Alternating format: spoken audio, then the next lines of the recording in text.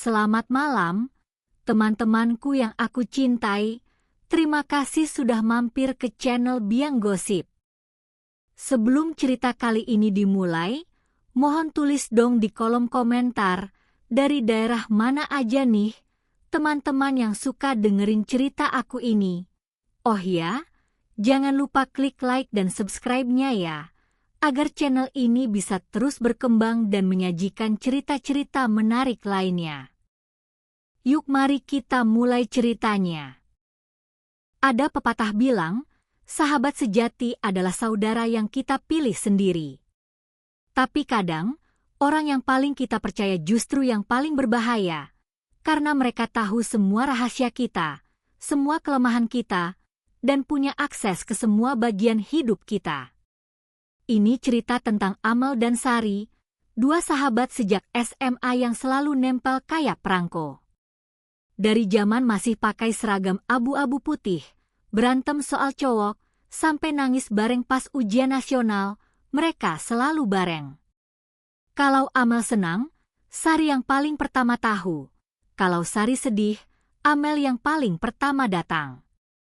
Orang-orang di sekolah dulu suka bilang mereka kayak kembar yang lahir dari ibu yang beda. 10 tahun berlalu sejak mereka lulus SMA. Amel sekarang berumur 28 tahun, sudah 3 tahun menikah dengan Rizal, seorang manajer di perusahaan multinasional yang gajinya lumayan banget. Mereka tinggal di rumah mewah di kawasan elit, punya 2 mobil, dan dari luar, hidup Amel kelihatan sempurna. Sementara Sari masih single, kerja sebagai admin di perusahaan kecil dengan gaji pas-pasan, tinggal di kosan sederhana di daerah Tebet. Tapi persahabatan mereka nggak berubah, atau setidaknya itulah yang Amel pikir. Sari punya kunci cadangan rumah Amel. Ini keputusan Amel sendiri, waktu setahun yang lalu dia bilang sama Rizal, "Sayang, Sari kan sahabat aku sejak SMA. Kalau aku lagi di luar kota atau apa, kan enak ada yang bisa bantu jaga rumah." Rizal waktu itu cuma senyum dan ngangguk, bilang, "Terserah kamu, sayang. Temen kamu ya temen aku juga." Sejak itu, Sari sering banget main ke rumah mereka, kadang seminggu 3 kali. Bahkan kadang pas Amel belum pulang kantor, Sari sudah ada di rumah, lagi nonton TV atau masak di dapur. Amel nggak pernah keberatan, karena baginya, Sari itu kayak saudara sendiri. Tapi 3 bulan terakhir, ada yang mulai aneh. Pertama kali Amel merasa ada yang janggal itu waktu sore hari di hari Jumat, sekitar pukul 6 sore. Amel pulang agak telat dari kantor karena ada meeting mendadak. Begitu buka pintu, dia dengar suara ketawa dari ruang keluarga, suara Rizal dan Sari. Amel masuk, dan lihat mereka duduk di sofa, jarak mereka agak dekat, lagi nonton TV bareng sambil makan popcorn. Mel, udah pulang?" Sari langsung berdiri, senyum lebar. "Tadi aku mampir, Rizal udah pulang duluan. Jadi kita nonton film bareng deh sambil nunggu kamu." Rizal juga senyum, tapi ada sesuatu di matanya yang bikin Amel nggak nyaman, cuma sekilas, kayak rasa bersalah yang cepat banget ditutupin. "Amel, sayang. Ayo sini, kamu pasti capek. Mau aku buatin teh?" Amel geleng kepala, masih berdiri di pintu ruang keluarga, dadanya agak sesak tapi dia nggak tahu kenapa. "Nggak usah, aku ke kamar dulu ya, mau ganti baju." Waktu Amel naik ke kamar, dia dengar mereka bisik-bisik sebentar, terus ketawa pelan. Amel berdiri di tangga, dengerin sebentar, tapi nggak bisa dengerin jelas mereka ngomong apa. Dia geleng-geleng kepala, bilang ke diri sendiri, Mel, jangan parno. Mereka kan cuma ngobrol biasa." Tapi sejak malam itu, Amel mulai perhatiin hal-hal kecil yang sebelumnya dia nggak pernah pikirin. Minggu berikutnya, Amel perhatiin, Rizal jadi terlalu perhatian sama Sari. Bukan perhatian biasa kayak tuan rumah ke tamu, tapi perhatian yang beda. Kalau Sari bilang kedinginan, Rizal langsung ambilkan selimut. Kalau Sari bilang lapar, Rizal langsung tawarin pesen makanan. Kalau Sari cerita soal masalah kerjaan, Rizal dengerin dengan serius banget, sampai kasih saran panjang lebar. Amal pernah coba bilang hal yang sama, bilang kedinginan, dan Rizal cuma jawab, "Ya udah, ambil sendiri selimutnya, kan ada di lemari." Waktu itu Amal cuma diam, tapi hatinya mulai bertanya-tanya. Terus ada hal lain yang mulai mengganggu pikiran Amel, penampilan Sari yang berubah drastis. 2 bulan terakhir, Sari mulai sering pakai barang-barang branded. Tas Gucci, sepatu LV, dompet Prada, barang-barang yang harganya bisa sampai puluhan juta. Satu kali, pas mereka lagi ngopi bareng di mall, Amel nggak tahan dan tanya, "Ri, tas kamu baru ya? Bagus banget. Mahal nggak?" Sari senyum sambil elus-elus tasnya dengan penuh bangga, jawab dengan nada enteng, "Oh ini? Iya, lumayan sih. Tapi aku nabung lama, Mel. Dari bonus kantor, uang lembur, ya udah aku beliin deh. Kan sekali-sekali bolehlah reward diri sendiri." Amel cuma ngangguk, tapi dalam hati dia hitung-hitung, gaji Sari kan cuma 4 juta sebulan, bonus tahunan paling 1 juta atau 2 juta. Gimana bisa beli tas 20 juta?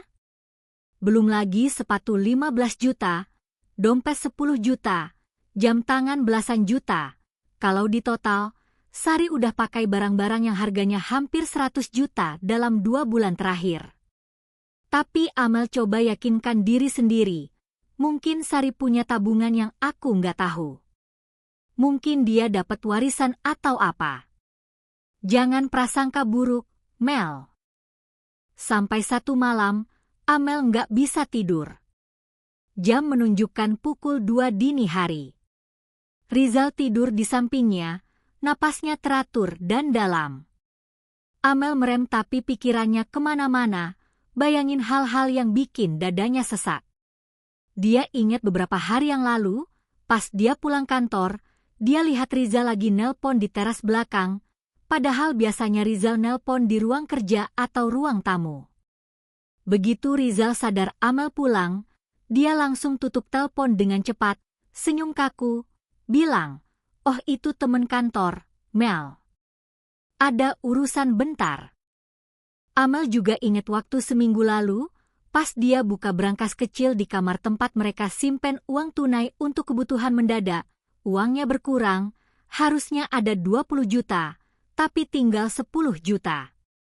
Waktu Amel tanya Rizal, suaminya jawab dengan santai, "Oh iya, aku ambil untuk bayar ini itu, sayang. Lupa bilang ke kamu." "Bayar apa emangnya?" Amel waktu itu tanya. "Ah, macem-macem. Ada bayar cicilan, bayar ini itu. Pokoknya urusan rumah tangga, sayang. Kamu nggak usah pusing." Rizal langsung ganti topik, tanya, "Udah makan belum? Mau pesen makan apa?" Amel waktu itu nggak nanya lebih lanjut, tapi sekarang, tengah malam begini, pertanyaan-pertanyaan itu muncul lagi di kepalanya kayak hantu yang nggak mau pergi. Keesokan paginya, hari Sabtu, Amel bangun dengan mata sembab karena hampir nggak tidur semalaman. Rizal sudah nggak ada di kasur, mungkin udah bangun lebih pagi. Amel turun ke bawah, dan kaget karena ternyata Sari sudah ada di dapur, lagi masak sarapan bareng Rizal. Mereka ketawa bareng, suasananya akrab banget. "Pagi, Mel." Sari sapa dengan ceria, sambil balik telur di wajan. "Aku tadi pagi mampir, mau ajak kamu jalan-jalan ke mall.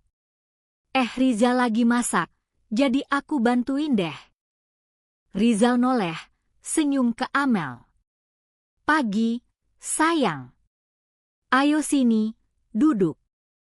Bentar lagi masakannya jadi. Amel duduk di meja makan, matanya nggak lepas dari Rizal dan Sari yang masih sibuk di dapur. Ada chemistry di antara mereka yang terlalu natural. Terlalu nyaman. Kayak mereka udah sering begini, kayak mereka punya rutinitas sendiri yang nggak melibatkan Amel.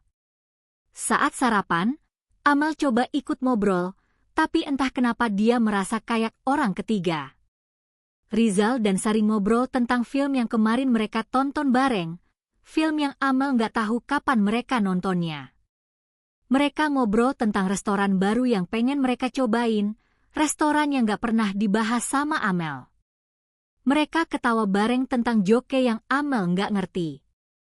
Amel cuma makan dalam diam, telur orak-ariknya terasa hambar meskipun sebenarnya enak. Dadanya sesak, kepalanya pusing, dan ada bisikan kecil di dalam hatinya yang bilang, "Mel, ada yang nggak beres. Kamu harus cari tahu." Sore harinya, setelah Sari pulang, Amel coba ngobrol sama Rizal. Mereka duduk di ruang keluarga, TV nyala tapi nggak ada yang nonton. "Sayang," Amel mulai dengan hati-hati, "akhir-akhir ini Sari sering banget kesini ya?" Rizal nggak noleh, matanya masih ke TV, jawab dengan santai, "Iya, emang kenapa? Dia kan sahabat kamu. Kamu sendiri yang kasih kunci cadangan ke dia." "Iya, aku tahu. Cuma, aku ngerasa kalian berdua jadi deket banget belakangan ini." Rizal akhirnya noleh, alisnya naik sebelah, nada suaranya agak defensif. "Deket gimana maksudnya? Amel, jangan-jangan kamu cemburu sama sahabat sendiri? Itu kan Sari, sahabat kamu dari SMA. Aku cuma baik sama dia karena dia temen kamu. Jangan parno ah." "Aku nggak parno, Rizal. Aku cuma..." "Cuma apa? Kamu pikir aku selingkuh sama Sari? Itu temen kamu, Mel. Sahabat karib kamu. Masa aku segitunya?" Rizal berdiri, kelihatan kesal. "Aku capek kerja seharian, pulang malah dituduh macem-macem. Aku ke atas dulu ya, mau istirahat." Rizal pergi naik tangga, ninggalin Amel sendirian di ruang keluarga. Amel duduk terdiam, air matanya mulai keluar. Dia bingung, apa bener dia cuma parno? Apa bener dia cuma cemburu nggak jelas? Tapi kenapa dadanya sesak banget? Kenapa perasaannya bilang ada yang salah? Malamnya, Amel nggak bisa tidur lagi. Dia ambil HP-nya, scroll Instagram Sari. Foto-foto terakhir Sari penuh dengan barang-barang mewah, foto di restoran mahal, foto pakai outfit branded, foto di hotel bintang 5. Captionnya selalu sama, "Treat yourself, life is good, grateful for everything." Amel zoom foto-foto itu satu persatu. Di salah satu foto, Sari pakai kalung yang Amel kenal kalung itu. Itu kalung yang mirip banget sama kalung yang bulan lalu Rizal bilang hilang, kalung pemberian ibu Rizal yang harganya belasan juta. Waktu itu Rizal bilang mungkin kecopetan atau ketinggalan di mobil, dan mereka sudah nggak usah cari lagi. Tapi sekarang kalung itu ada di leher Sari. Amel screenshot foto itu, tangannya gemetar. Pikirannya mulai susun puzzle, uang yang berkurang, barang-barang branded Sari, perhatian berlebihan Rizal ke Sari, chemistry mereka yang terlalu dekat, kalung yang hilang sekarang ada di Sari. Besok paginya, hari Minggu, Amel bangun dengan keputusan bulat. Dia harus cari tahu. Nggak bisa cuma menebak-nebak atau ngandalin prasangka. Dia butuh bukti. Bukti nyata. Setelah Rizal pergi main golf sama temen-temennya, atau setidaknya itulah yang dia bilang, Amel buka laptop, mulai browsing. Dia cari tahu tentang kamera tersembunyi, tentang jasa penyelidik swasta, tentang cara melacak rekening bank. Setiap klik, setiap artikel yang dia baca, makin mantap keputusannya. Siang itu, Amel terima chat dari Sari. "Mel, nanti sore aku mampir ya. Mau pinjam buku resep kamu hihi." Amel balas, "Oke, silakan. Aku di rumah kok." Tapi dalam hati, Amel udah nggak akan percaya lagi begitu aja. Dari sekarang, dia akan mulai perhatiin segala sesuatu. Dia akan mulai cari bukti. Dan kalau emang bener ada yang nggak beres, dia akan pastiin mereka berdua nggak akan bisa lolos begitu aja. Karena Amel udah muak diperlakukan kayak orang bodoh di rumah sendiri. Kalau kamu pernah ngerasa ada yang aneh tapi nggak bisa buktiin, kamu tahu kan rasanya? Kayak ada duri kecil di hati yang terus mengganjal, bikin nggak nyaman setiap saat, tapi kamu nggak bisa cabut karena kamu nggak tahu persis di mana duri itu berada. Itulah yang Amel rasain selama seminggu terakhir. Sekarang udah pertengahan bulan, hari Kamis sore. Amel duduk di coffee shop dekat kantornya, berhadapan dengan seorang perempuan bernama Mbak Dina, seseorang yang dia kenal dari teman kantornya. Mbak Dina ini kerja di toko elektronik yang khusus jual alat-alat keamanan rumah, termasuk kamera tersembunyi. Jadi, Mbak Amel mau yang model apa?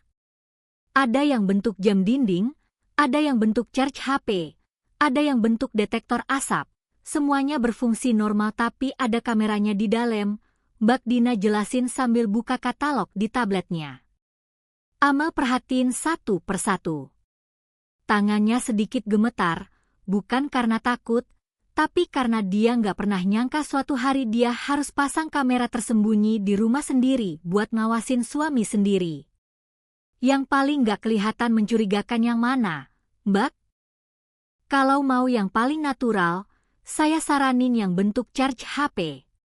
Soalnya bisa ditaruh di mana aja, meja ruang tamu, meja ruang keluarga, bahkan di kamar. Orang nggak akan curiga karena charge HP kan emang biasa ada di mana-mana. Mbak Dina zoom satu gambar. Ini bisa rekam video, bisa rekam suara, bisa akses lewat HP Mbak Amel langsung. Jadi Mbak nggak perlu cabut kartu memorinya, tinggal buka aplikasinya, langsung bisa lihat rekaman real-time atau rekaman sebelumnya. Amel mengangguk perlahan, keputusannya udah bulat. Oke, saya ambil 3 unit. 1 buat ruang keluarga, 1 buat ruang tamu, 1 lagi buat dapur. Mbak Dina nggak nanya kenapa Amel butuh 3 unit, mungkin dia udah biasa ketemu klien dengan berbagai alasan. Dia cuma bilang, "Oke, nanti saya siapin. Besok siangnya bisa diambil. Saya juga akan ajarin cara pasang dan cara akses aplikasinya. Gampang kok, Mbak." Sepulang dari ketemu Mbak Dina, Amel duduk di mobil, belum nyalain mesin. Dia tatap HP-nya, buka kontak seseorang yang namanya disimpan sebagai Pak Hendro, P. Ini nomor jasa penyelidik swasta yang dikasih teman kantornya, teman yang pernah pakai jasa ini waktu curiga suaminya selingkuh, dan ternyata benar. Amel udah chat nomor ini kemarin, cuma nanya-nanya harga dan prosedur. Sekarang, dia udah harus ambil keputusan. Jempol Amel ngehover di tombol call, dadanya deg-degan. Akhirnya dia pencet tombol itu. "Halo, selamat sore." Dengan Pak Hendro, suara Amel sedikit bergetar. "Iya, benar. Ini dengan Ibu Amel ya? Kemarin sudah chat saya." Suara Pak Hendro tenang dan profesional. "Iya, Pak. Saya sudah putuskan. Saya mau pakai jasa Bapak." "Baik, Bu. Kita ketemu besok untuk bahas detailnya ya. Saya akan jelasin prosedur, biaya, dan ibu bisa kasih informasi target yang mau diselidiki. Jangan khawatir, semua informasi ibu akan saya jaga kerahasiaannya. Setelah tutup telepon, Amel duduk diam beberapa menit. Tangannya megang setir, matanya menatap kosong ke depan. Sekarang udah beneran, dia udah mulai langkah untuk nyari kebenaran. Nggak ada jalan balik lagi. Malamnya, di rumah, Amel pura-pura kayak biasa aja. Rizal pulang sekitar jam 8 malam, bilang ada meeting sampai sore terus macet di jalan. Amel cuma ngangguk, senyum, tanya, "Udah makan belum?" "Aku masakin nasi goreng, mau?" "Mau dong, sayang." "Makasih ya." Rizal cium kening Amel sekilas, terus naik ke kamar ganti baju. Saat Rizal naik, Amel perhatiin, dia bawa HP-nya ke atas. Biasanya Rizal suka tinggalin HP di meja ruang tamu kalau lagi di rumah. Tapi akhir-akhir ini, HP-nya nggak pernah lepas dari genggaman, bahkan pas lagi mandi pun HP-nya dibawa ke kamar mandi. Amel goreng nasi sambil pikirannya kemana-mana. Besok dia akan pasang kamera-kamera itu. Besok dia juga akan ketemu Pak Hendro.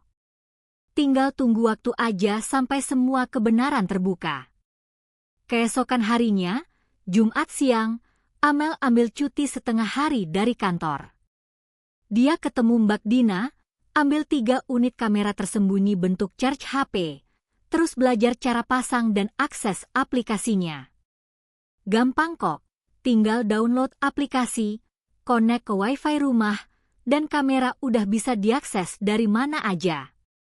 Sore harinya, sekitar jam 4, pas Amel tahu Rizal masih di kantor dan Sari lagi kerja, Amel pulang ke rumah dan langsung eksekusi. Dia pasang 1 kamera di sudut ruang keluarga, madep ke sofa, posisi yang sempurna untuk rekam siapa aja yang duduk di situ. Kamera kedua dia pasang di meja kecil dekat TV di ruang tamu, dan kamera ketiga dia pasang di meja dapur, dekat kulkas. Setelah semua terpasang, Amel tes lewat HP-nya. Aplikasinya kebuka, dan dia bisa lihat 3 sudut pandang dari 3 kamera itu secara real time. Gambarnya jernih, suaranya jelas. Perfect. Jam 6 sore, Amel ketemu Pak Hendro di sebuah kafe di daerah Kuningan. Pak Hendro ini pria sekitar 50-an tahun, berpenampilan rapi, kacamata, dan aura profesional banget. Jadi, Ibu Amel curiga suami selingkuh dengan sahabat ibu sendiri. Pak Hendro langsung to the point setelah mereka pesen kopi. Amel ngangguk, suaranya pelan. "Iya, Pak. Saya belum punya bukti kuat, tapi insting saya bilang ada yang gak beres. Saya butuh Bapak untuk ikutin mereka, foto kalau mereka ketemu, cari tahu apa yang mereka lakuin pas saya nggak ada." Pak Hendro catat semuanya di notes kecil. "Baik. Saya butuh foto mereka berdua, nama lengkap, alamat rumah dan kantor, nomor plat mobil, dan jam-jam biasanya mereka keluar. Semakin detail informasi yang Ibu kasih, semakin mudah pekerjaan saya." Amel keluarin printout foto Rizal dan Sari, sama semua informasi yang diminta. Pak Hendro terima semuanya, masukin ke amplop coklat. "Biaya jasa saya 25 juta untuk 2 minggu penyelidikan, sudah termasuk foto-foto, video kalau ada, dan laporan lengkap. Kalau Ibu butuh lebih lama, nanti kita bisa perpanjang." 25 juta bukan jumlah kecil, tapi Amel udah siap. Dia punya tabungan sendiri dari gaji dia, tabungan yang gak pernah dia kasih tahu Rizal. "Oke, Pak. Saya transfer besok ya." "Baik. Saya akan mulai kerja hari Senin." "Ibu tenang aja, saya sudah pengalaman puluhan kasus kayak gini. Insya Allah dalam 2 minggu, Ibu akan dapat jawaban." Malam itu, Amel tidur dengan perasaan campur aduk. Ada takut, ada lega, ada harap-harap cemas. Tapi setidaknya, sekarang dia nggak cuma duduk diam nunggu kebenaran jatuh dari langit. Dia udah gerakin langkah. Sabtu pagi, Sari datang lagi ke rumah, kayak biasa, pakai kunci cadangan, masuk tanpa ketuk pintu. Amel lagi di dapur bikin kopi, dan begitu dengar pintu buka, jantungnya langsung dak-dikduk. Dia ingat kamera-kamera yang udah terpasang. Sekarang semua yang terjadi akan terekam. Pagi, Mel. Sari masuk ke dapur, senyum lebar, peluk Amel dari belakang. Enak banget baunya kopi. Bikinin aku juga dong. Amel balik, senyum yang dipaksain. Pagi, RI. Iya, tunggu sebentar ya. Sari duduk di meja dapur, tepat di depan kamera tersembunyi yang Amel pasang kemarin. Amel bikin kopi sambil sesekali lirik ke arah Sari. Ada sesuatu yang beda dari cara Sari duduk, terlalu santai, terlalu nyaman, kayak ini rumahnya sendiri. Mel, Rizal mana? Sari tanya sambil main HP. Lagi mandi. Bentar lagi turun, jawab Amel sambil tuangin kopi ke cangkir. Nggak lama, Rizal turun, masih pakai kaos rumah dan celana pendek. Begitu lihat Sari, dia langsung senyum yang lebih lebar dari senyumannya ke Amel pagi tadi. Sari, udah dateng? Pagi-pagi banget. Iya, nih. Aku lagi pengen kopi Amel soalnya. Hihi. Sari ketawa, dan Rizal ikut ketawa. Amel kasih kopi ke mereka berdua, terus bilang, aku ke atas dulu ya, mau beresin kamar. Padahal sebenarnya dia nggak mau beresin apa-apa. Dia cuma mau ke kamar dan akses aplikasi kamera lewat HP-nya, lihat rekaman real time. Di kamar, Amel duduk di pinggir kasur, buka aplikasi. Gambar dari kamera dapur muncul, jelas banget. Dia lihat Rizal dan Sari duduk di meja dapur, lagi ngobrol. Amel pasang earphone, dengerin percakapan mereka. Jadi gimana? Udah ngomong belum? Suara Sari terdengar jelas. Belum. Susah cari waktu yang tepat. Amel akhir-akhir ini agak sensitif, jawab Rizal. Ya udah, santai aja. Toh kita udah sampai sini. Nggak mungkin mundur kan? Sari ketawa pelan. Amel freeze. Hatinya kayak ditusuk. Sampai di mana? Sampai tahap apa mereka? Dan ngomong apa yang belum ngomong? Rizal jawab sesuatu tapi suaranya agak pelan, nggak begitu jelas. Terus Sari bilang lagi, oke deh. Nanti kita ngobrol lagi pas dia nggak ada. Sekarang aku mau pulang dulu, takut dia curiga kalau aku lama-lama. Beberapa menit kemudian, Sari pamit pulang. Amel turun, pura-pura nggak tahu apa-apa. Senyum, bilang, udah mau pulang, Eri? Oke, hati-hati ya. Setelah Sari pergi, Amel duduk di ruang keluarga, HP-nya di tangan, reply rekaman tadi berulang kali. Percakapan mereka itu bukan percakapan orang yang nggak ada apa-apanya. Itu percakapan orang yang lagi jalan bareng sesuatu yang nggak boleh Amel tahu. Minggu berlalu dengan Amel yang terus ngawasin rekaman-rekaman dari kamera tersembunyi. Dia lihat Rizal dan Sari sering banget duduk terlalu deket di sofa, ketawa bareng, bahkan satu kali Amel rekam mereka lagi pegang tangan sekilas, cuma sebentar, tapi cukup jelas. Senin pagi, Amel terima chat dari Pak Hendro. Bu Amel, saya sudah mulai penyelidikan. Hari ini saya ikuti target sejak pagi. Amel balas, terima kasih, Pak. Mohon update kalau ada perkembangan. Sore harinya, sekitar jam 5, Amel terima pesan lagi dari Pak Hendro. Kali ini ada lampiran foto. Amel buka foto itu dengan tangan gemetar. Foto pertama, Rizal dan Sari keluar dari sebuah apartemen di daerah Kemang. Mereka berdua jalan berdampingan, Sari lagi ketawa, dan Rizal lagi pegang pinggang Sari. Foto kedua, mereka naik ke mobil Rizal, Sari duduk di kursi penumpang depan. Foto ketiga, mereka masuk ke sebuah restoran mewah, duduk berhadapan, pegang tangan di atas meja. Amel nggak bisa napas. Tangannya gemetar sampai HP-nya hampir jatuh. Apartemen di Kemang? Rizal nggak pernah bilang punya apartemen atau sewa apartemen. Itu apartemen siapa? Dan kenapa mereka keluar dari situ kayak pasangan? Malam itu, pas Rizal pulang, Amel nggak ngomong apa-apa. Dia pura-pura tidur duluan.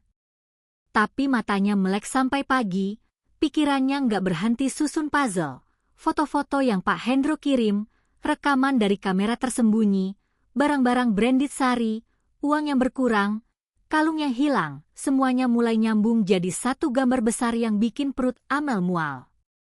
2 minggu berlalu.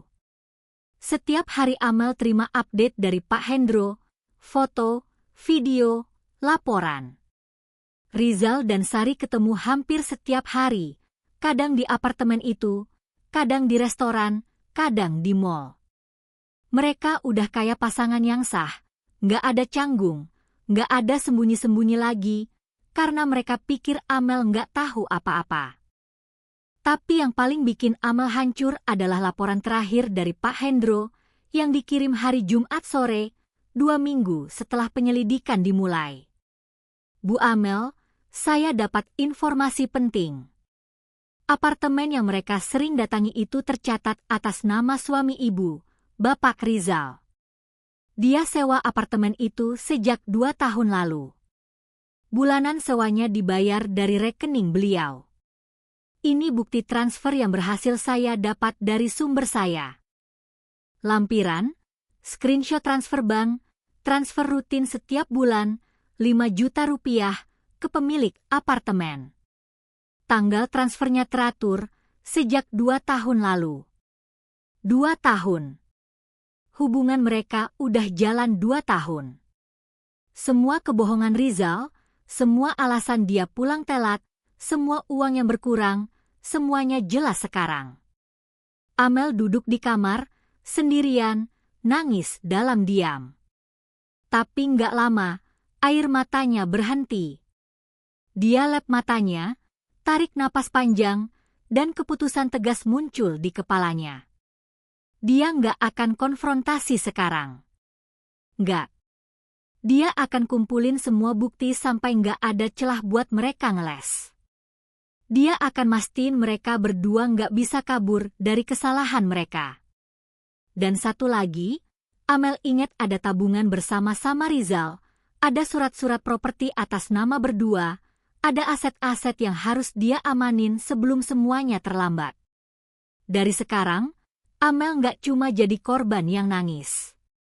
Dia akan jadi pemain yang pegang kendali.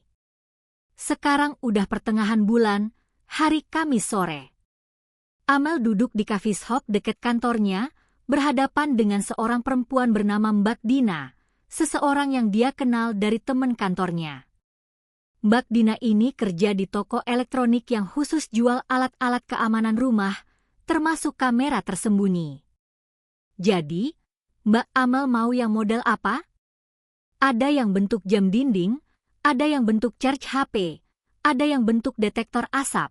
Semuanya berfungsi normal tapi ada kameranya di dalam, Mbak Dina jelasin sambil buka katalog di tabletnya. Amel perhatiin satu persatu. Tangannya sedikit gemetar, bukan karena takut, tapi karena dia nggak pernah nyangka suatu hari dia harus pasang kamera tersembunyi di rumah sendiri buat ngawasin suami sendiri. Yang paling nggak kelihatan mencurigakan yang mana, Mbak? Kalau mau yang paling natural, saya saranin yang bentuk charge HP. Soalnya bisa ditaruh di mana aja, meja ruang tamu, meja ruang keluarga, bahkan di kamar. Orang nggak akan curiga karena charge HP kan emang biasa ada di mana-mana. Mbak Dina zoom satu gambar. Ini bisa rekam video, bisa rekam suara, bisa akses lewat HP Mbak Amel langsung. Jadi Mbak nggak perlu cabut kartu memorinya, tinggal buka aplikasinya, langsung bisa lihat rekaman real time atau rekaman sebelumnya. Amel mengangguk perlahan, keputusannya udah bulat. Oke, saya ambil 3 unit. 1 buat ruang keluarga, 1 buat ruang tamu, 1 lagi buat dapur. Mbak Dina nggak nanya kenapa Amel butuh 3 unit, mungkin dia udah biasa ketemu klien dengan berbagai alasan. Dia cuma bilang, oke, nanti saya siapin. Besok siangnya bisa diambil. Saya juga akan ajarin cara pasang dan cara akses aplikasinya. Gampang kok, Mbak. Sepulang dari ketemu Mbak Dina, Amel duduk di mobil, belum nyalain mesin. Dia tatap HP-nya, buka kontak seseorang yang namanya disimpan sebagai Pak Hendro, P. Ini nomor jasa penyelidik swasta yang dikasih teman kantornya, teman yang pernah pakai jasa ini waktu curiga suaminya selingkuh. Dan ternyata benar. Amel udah chat nomor ini kemarin, cuma nanya-nanya harga dan prosedur. Sekarang, dia udah harus ambil keputusan. Jempol Amel ngehover di tombol call, dadanya deg-degan. Akhirnya dia pencet tombol itu. Halo, selamat sore. Dengan Pak Hendro, suara Amel sedikit bergetar. Iya, benar. Ini dengan Ibu Amel ya? Kemarin sudah chat saya. Suara Pak Hendro tenang dan profesional. Iya, Pak. Saya sudah putuskan. Saya mau pakai jasa Bapak. Baik, Bu. Kita ketemu besok untuk bahas detailnya ya. Saya akan jelasin prosedur, biaya, dan Ibu bisa kasih informasi target yang mau diselidiki. Jangan khawatir, semua informasi Ibu akan saya jaga kerahasiaannya. Setelah tutup telepon, Amel duduk diam beberapa menit. Tangannya megang setir, matanya menatap kosong ke depan. Sekarang udah beneran, dia udah mulai langkah untuk nyari kebenaran. Nggak ada jalan balik lagi. Malamnya, di rumah, Amel pura-pura kayak biasa aja. Rizal pulang sekitar jam 8 malam, bilang ada meeting sampai sore terus macet di jalan. Amel cuma ngangguk, senyum, tanya, udah makan belum? Aku masakin nasi goreng, mau? Mau dong, sayang. Makasih ya. Rizal cium kening Amel sekilas, terus naik ke kamar ganti baju. Saat Rizal naik, Amel perhatiin, dia bawa HP-nya ke atas. Biasanya Rizal suka tinggalin HP di meja ruang tamu kalau lagi di rumah. Tapi akhir-akhir ini, HP-nya nggak pernah lepas dari genggaman, bahkan pas lagi mandi pun HP-nya dibawa ke kamar mandi. Amel goreng nasi sambil pikirannya kemana-mana. Besok dia akan pasang kamera-kamera itu. Besok dia juga akan ketemu Pak Hendro. Tinggal tunggu waktu aja sampai semua kebenaran terbuka. Keesokan harinya, Jumat siang, Amel ambil cuti setengah hari dari kantor. Dia ketemu Mbak Dina, ambil 3 unit kamera tersembunyi bentuk charge HP, terus belajar cara pasang dan akses aplikasinya. Gampang kok. Tinggal download aplikasi, connect ke wifi rumah, dan kamera udah bisa diakses dari mana aja. Sore harinya, sekitar jam 4, pas Amel tahu Rizal masih di kantor dan Sari lagi kerja, Amel pulang ke rumah dan langsung eksekusi. Dia pasang 1 kamera di sudut ruang keluarga, madep ke sofa, posisi yang sempurna untuk rekam siapa aja yang duduk di situ. Kamera kedua dia pasang di meja kecil dekat TV di ruang tamu, dan kamera ketiga dia pasang di meja dapur, dekat kulkas. Setelah semua terpasang, Amel tes lewat HP-nya. Aplikasinya kebuka, dan dia bisa lihat 3 sudut pandang dari 3 kamera itu secara real time. Gambarnya jernih, suaranya jelas. Perfect. Jam 6 sore, Amel ketemu Pak Hendro di sebuah kafe di daerah Kuningan. Pak Hendro ini pria sekitar 50-an tahun, berpenampilan rapi, kacamata, dan aura profesional banget. Jadi, Ibu Amel curiga suami selingkuh dengan sahabat ibu sendiri. Pak Hendro langsung to the point setelah mereka pesen kopi. Amel ngangguk, suaranya pelan. Iya, Pak. Saya belum punya bukti kuat, tapi insting saya bilang ada yang gak beres. Saya butuh Bapak untuk ikutin mereka, foto kalau mereka ketemu, cari tahu apa yang mereka lakuin pas saya nggak ada. Pak Hendro catat semuanya di notes kecil. Baik. Saya butuh foto mereka berdua, nama lengkap, alamat rumah dan kantor, nomor plat mobil, dan jam-jam biasanya mereka keluar. Semakin detail informasi yang Ibu kasih, semakin mudah pekerjaan saya. Amel keluarin printout foto Rizal dan Sari, sama semua informasi yang diminta. Pak Hendro terima semuanya, masukin ke amplop coklat. Biaya jasa saya 25 juta untuk 2 minggu penyelidikan, sudah termasuk foto-foto, video kalau ada, dan laporan lengkap. Kalau Ibu butuh lebih lama, nanti kita bisa perpanjang. 25 juta bukan jumlah kecil, tapi Amel udah siap. Dia punya tabungan sendiri dari gaji dia, tabungan yang gak pernah dia kasih tahu Rizal. Oke, Pak. Saya transfer besok ya. Baik. Saya akan mulai kerja hari Senin. Ibu tenang aja, saya sudah pengalaman puluhan kasus kayak gini. Insya Allah dalam 2 minggu, Ibu akan dapat jawaban. Malam itu, Amel tidur dengan perasaan campur aduk, ada takut, ada lega, ada harap-harap cemas. Tapi setidaknya, sekarang dia nggak cuma duduk diam nunggu kebenaran jatuh dari langit. Dia udah gerakin langkah. Sabtu pagi, Sari datang lagi ke rumah, kayak biasa, pakai kunci cadangan, masuk tanpa ketuk pintu. Amel lagi di dapur bikin kopi, dan begitu dengar pintu buka, jantungnya langsung dak-dikduk. Dia ingat kamera-kamera yang udah terpasang. Sekarang semua yang terjadi akan terekam. Pagi, Mel. Sari masuk ke dapur, senyum lebar, peluk Amel dari belakang. Enak banget baunya kopi. Bikinin aku juga dong. Amel balik, senyum yang dipaksain. Pagi, RI. Iya, tunggu sebentar ya. Sari duduk di meja dapur, tepat di depan kamera tersembunyi yang Amel pasang kemarin. Amel bikin kopi sambil sesekali lirik ke arah Sari. Ada sesuatu yang beda dari cara Sari duduk, terlalu santai, terlalu nyaman, kayak ini rumahnya sendiri. Mel, Rizal mana? Sari tanya sambil main HP. Lagi mandi. Bentar lagi turun, jawab Amel sambil tuangin kopi ke cangkir. Nggak lama, Rizal turun, masih pakai kaos rumah dan celana pendek.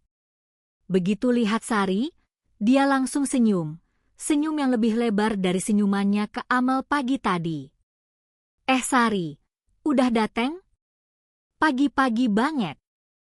Iya. Nih, aku lagi pengen kopi Amel soalnya. Hihi. Sari ketawa, dan Rizal ikut ketawa. Amel kasih kopi ke mereka berdua, terus bilang, aku ke atas dulu ya, mau beresin kamar. Padahal sebenarnya dia nggak mau bersin apa-apa. Dia cuma mau ke kamar dan akses aplikasi kamera lewat HP-nya, lihat rekaman real time. Di kamar, Amel duduk di pinggir kasur, buka aplikasi. Gambar dari kamera dapur muncul, jelas banget. Dia lihat Rizal dan Sari duduk di meja dapur, lagi ngobrol. Amel pasang earphone, dengerin percakapan mereka.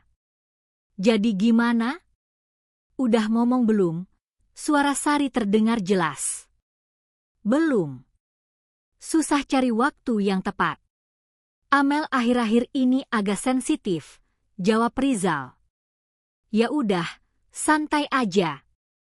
Toh kita udah sampai sini. Nggak mungkin mundur kan? Sari ketawa pelan. Amel freeze. Hatinya kayak ditusuk. Sampai di mana? Sampai tahap apa mereka? Dan ngomong apa yang belum ngomong? Rizal jawab sesuatu tapi suaranya agak pelan, nggak begitu jelas.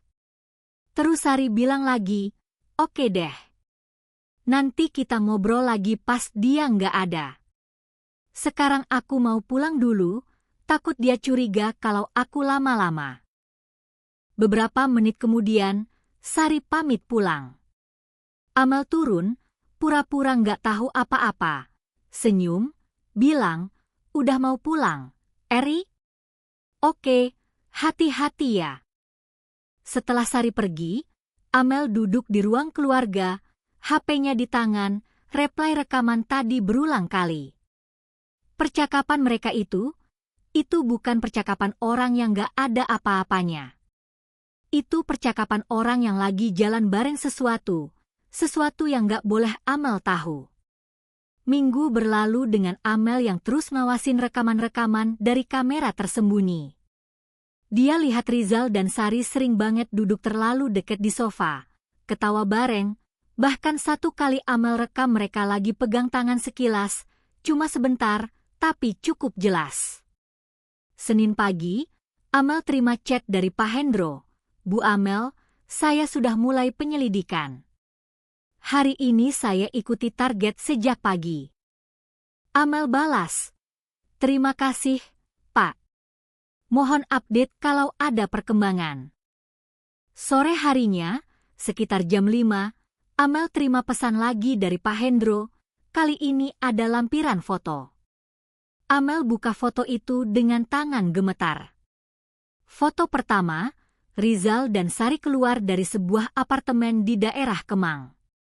Mereka berdua jalan berdampingan, Sari lagi ketawa, dan Rizal lagi pegang pinggang Sari. Foto kedua, mereka naik ke mobil Rizal, Sari duduk di kursi penumpang depan. Foto ketiga, mereka masuk ke sebuah restoran mewah, duduk berhadapan, pegang tangan di atas meja. Amel nggak bisa napas. Tangannya gemetar sampai HP-nya hampir jatuh. Apartemen di Kemang? Rizal nggak pernah bilang punya apartemen atau sewa apartemen. Itu apartemen siapa? Dan kenapa mereka keluar dari situ kayak pasangan? Malam itu, pas Rizal pulang, Amel nggak ngomong apa-apa. Dia pura-pura tidur duluan.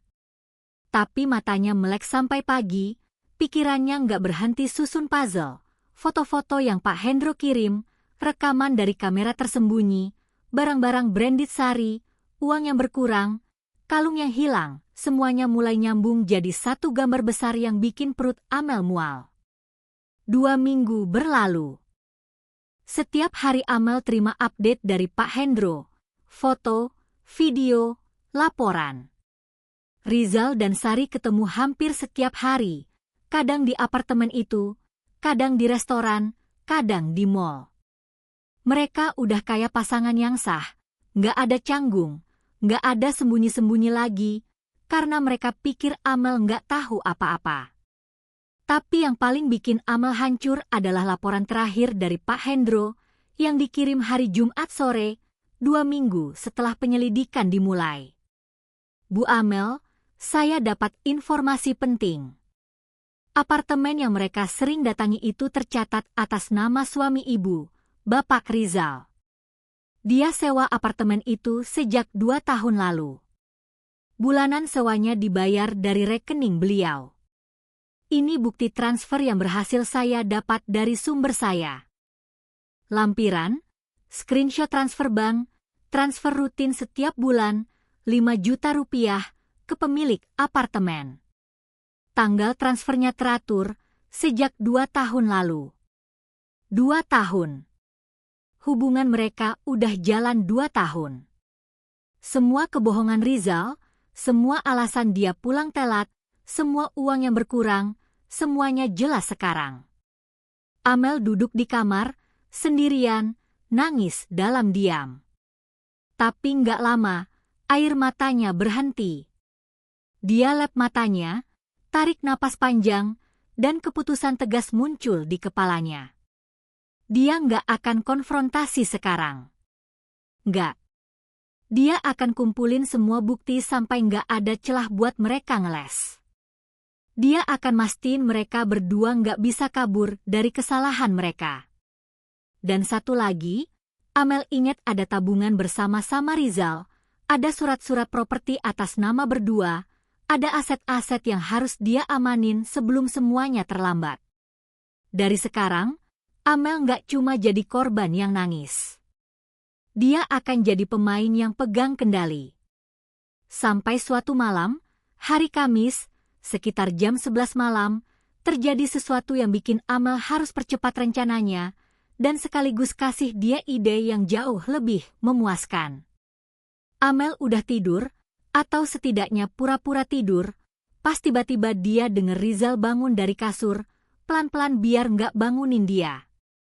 Rizal keluar kamar, turun ke bawah. Amel tunggu sebentar, terus dia bangun, intip dari balik pintu kamar. Rizal lagi di ruang kerja, telepon seseorang dengan suara yang agak keras, kayaknya dia pikir Amel tidur nyenyak jadi nggak akan dengar. Amel turun perlahan, berdiri di luar ruang kerja, dengerin percakapan Rizal. Iya, aku serius. Kita harus percepat. Dia mulai aneh akhir-akhir ini. Aku takut dia curiga.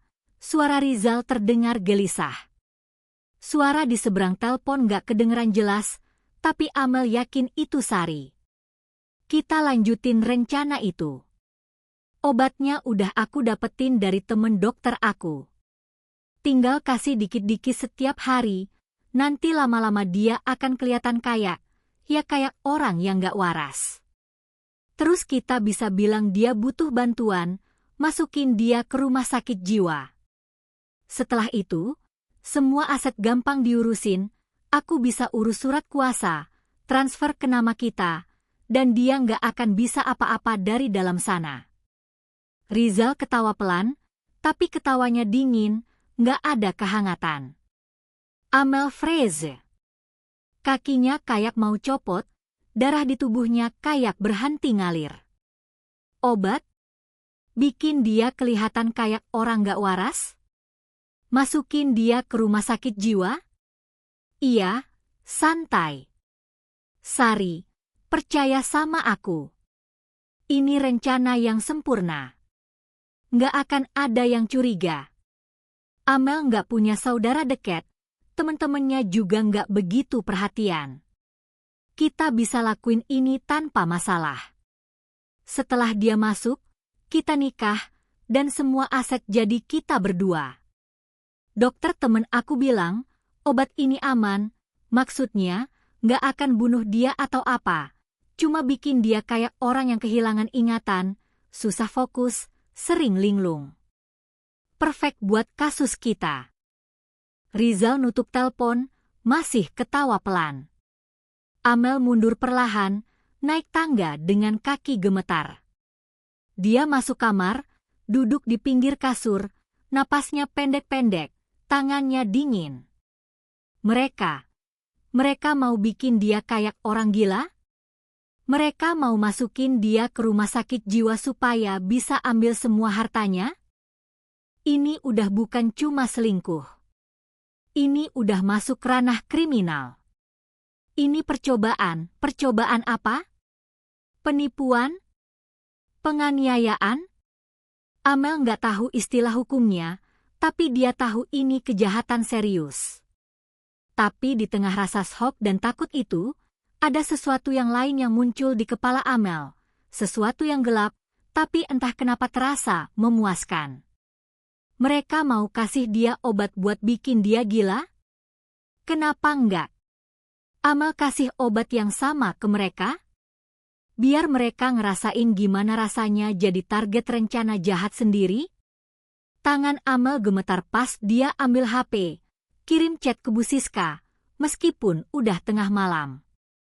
Bu, urgent. Saya baru dengar suami saya ngomong sama selingkuhannya. Mereka berencana buat kasih saya obat biar saya kelihatan kayak orang gila, terus masukin saya ke RSJ supaya bisa ambil aset saya. Ini serius. Saya butuh bantuan. 5 menit kemudian, Bu Siska bales. Ibu Amel, ini sangat serius. Besok pagi langsung ke kantor saya. Kita harus laporkan ini ke polisi dan kita harus bergerak cepat. Jangan makan atau minum apapun yang disiapkan suami ibu mulai dari sekarang. Hati-hati. Amel nggak tidur semalaman. Dia duduk di kasur, mawasin Rizal yang tidur dengan nyenyaknya di sampingnya, nggak tahu kalau Amel udah dengar semuanya. Ada pepatah bilang, mata dibalas mata, gigi dibalas gigi. Tapi kadang, balas dendam yang paling memuaskan bukan yang langsung terlihat, tapi yang pelan-pelan, yang bikin musuh nggak sadar mereka lagi dijebak, sampai akhirnya mereka terjerat dalam perangkap yang mereka sendiri yang buat.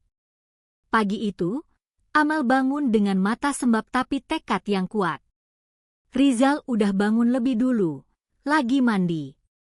Amel turun ke dapur, bikin sarapan kayak biasa, tapi kali ini, ada sesuatu yang beda di matanya. Ada kilat dingin yang sebelumnya nggak pernah ada.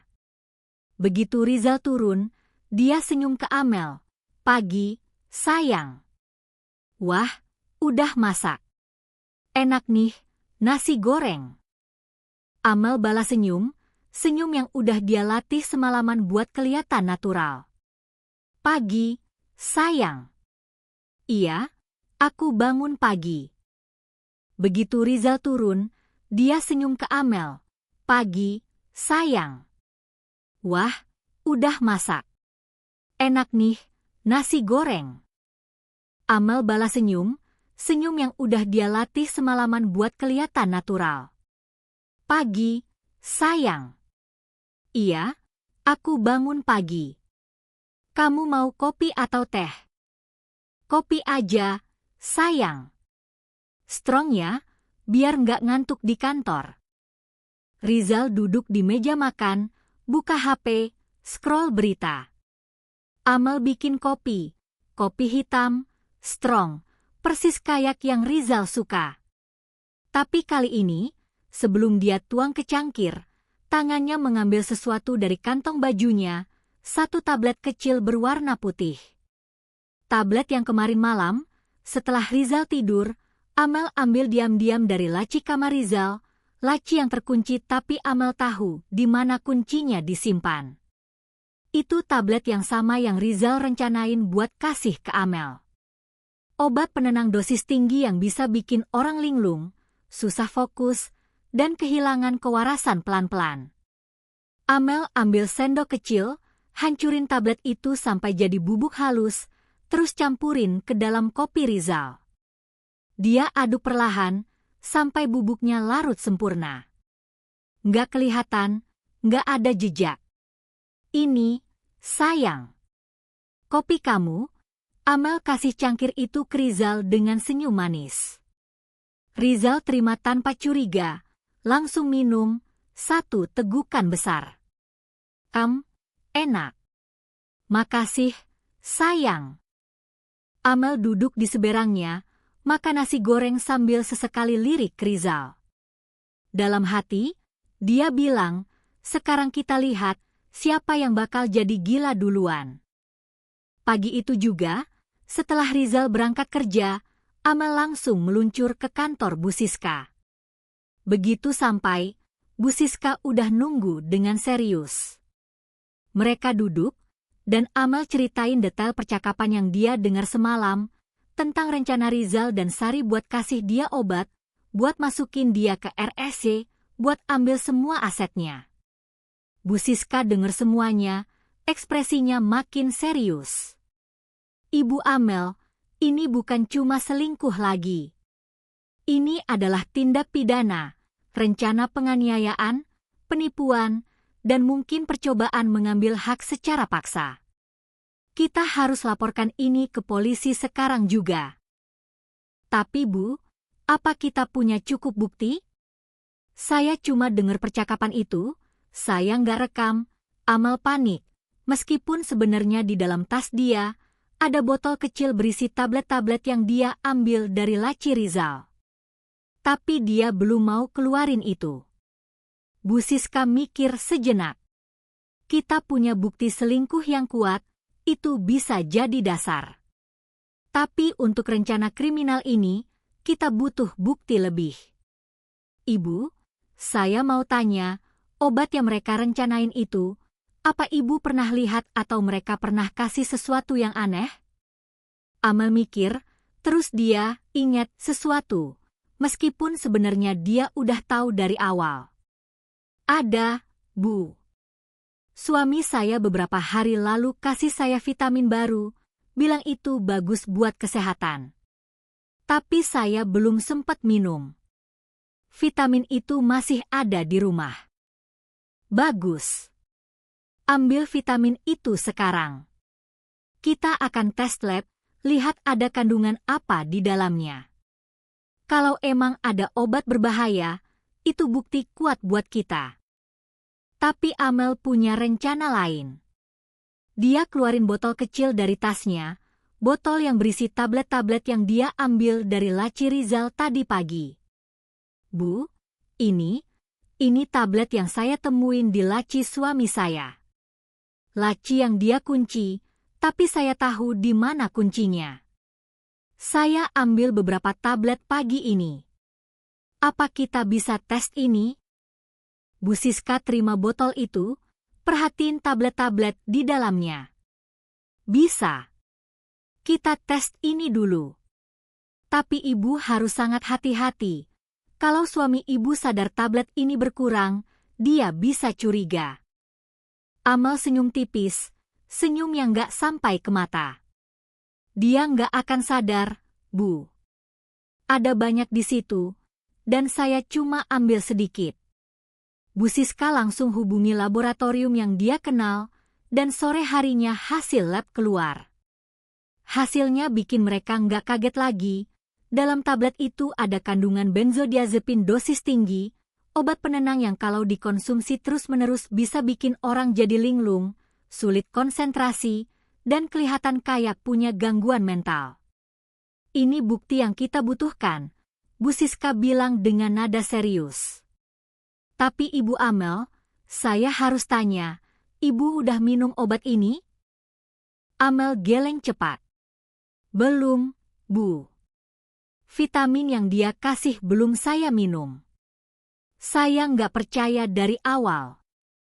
Bu Siska ngangguk, lega. Baik. Sekarang kita laporkan ke polisi, dan kita mulai proses hukum. Ibu harus sangat hati-hati mulai sekarang. Jangan makan atau minum apapun yang disiapkan suami atau sahabat Ibu. Dan kalau bisa, Ibu tinggal di tempat lain dulu sampai kasus ini diproses. Tapi Amel geleng kepala. Ide lain muncul di kepalanya, ide yang udah dia pikirin sejak semalam, ide yang bikin dadanya sesak tapi juga puas. Bu Siska, saya ada ide. Gimana kalau kita biarkan mereka pikir rencana mereka jalan? Saya pura-pura minum obat itu, pura-pura jadi linglung dikit-dikit, biar mereka makin percaya diri. Sementara itu, Amel berhenti sejenak, tatap Bu Siska dengan pandangan yang penuh tekad. Sementara itu, saya kasih obat yang sama ke mereka. Biar mereka ngerasain sendiri gimana rasanya. Bu Siska terdiam lama. Ini berisiko, bahkan bisa dianggap sebagai tindakan kriminal juga kalau ketahuan. Tapi di sisi lain, ini adalah keadilan yang paling pas. Eye for an eye. Ibu Amel, ini sangat berbahaya. Kalau ketahuan, ibu bisa kena masalah hukum juga. Ini bukan main-main. Saya tahu, Bu. Tapi mereka udah nyoba bunuh karakter saya, nyoba bikin saya kayak orang gila, nyoba rampas semua yang saya punya. Apa salah kalau saya balikin perlakuan yang sama? Lagi pula, Amel senyum dingin. Saya nggak akan kasih banyak. Cuma cukup buat bikin mereka mulai ngerasain efeknya. Dikit pusing, dikit linglung, dikit susah fokus. Biar mereka tahu rasanya dikasih racun pelan-pelan. Bu Siska diam lama. Akhirnya dia bilang dengan nada pelan, "Ibu, secara profesional sebagai pengacara, saya nggak bisa saranin ibu lakuin ini. Tapi, secara pribadi, saya ngerti kenapa ibu mau lakuin ini. Kalau ibu nekat, lakuin dengan sangat hati-hati. Jangan sampai ketahuan.